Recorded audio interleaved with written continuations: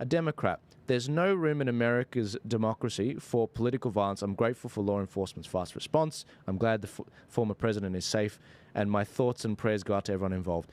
The readers on X, on Twitter, have said Bernie Thompson proposed legislation that would have authorized the removal of the Secret Service protection from former presidents upon sentencing following conviction for a federal or state offense that is punishable for a term of imprisonment of at least 1 year. I mean, well, look. This is a tweet. I'm very glad it has surfaced. This is reflective of what a lot of Democrats feel. Their derangement against Trump is so intense that they just thought, yes, let's decline his Secret Service. Now, I just think it was basically out of malice.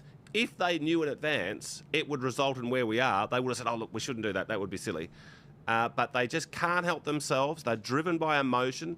It's an evil emotion. They're just obsessed with this guy, Donald Trump.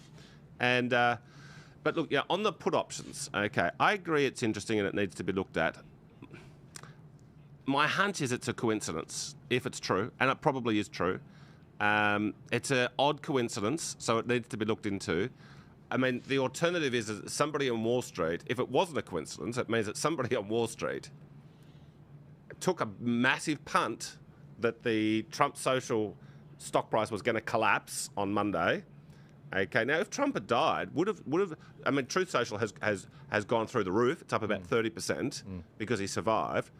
If he had died, it might have helped Truth Social as well. But the thing that makes me think I think it's 90% sure it's a coincidence. The thing that says 10% it's not is it was a very big, put option buy. Yeah. It wasn't insignificant. It was huge. Yeah. So and they hadn't previously done anything of that magnitude.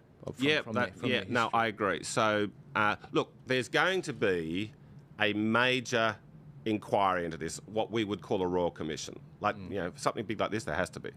So hopefully that'll be something that they look into. And that actually just creates more of a, I mean, I don't want to sound sort of alarmist here, but that does actually create more of a motive for people to do away with Trump, because they know that if he becomes president, one of the first things he's going to do is launch an inquiry into how this assassination managed to actually take place, how this assassination attempt actually managed to take place. A couple more things, Elvis. It was really interesting that there were actually explosive devices found at Crook's residence and in the car. And a receiver on the shooter. And a receiver on the shooter, absolutely. And that we've seen photos of that. And it was really interesting because Nigel Farage actually resurfaced this tweet by Nigel Farage. He found it and retweeted it from 2014. What separates the winners from the losers is how a person reacts to each new twist of fate. I was wondering what your thoughts are on that, especially from an MMA perspective. You win in some and you lose some. Well, as I said, when you're fighting and, this political battle has become a real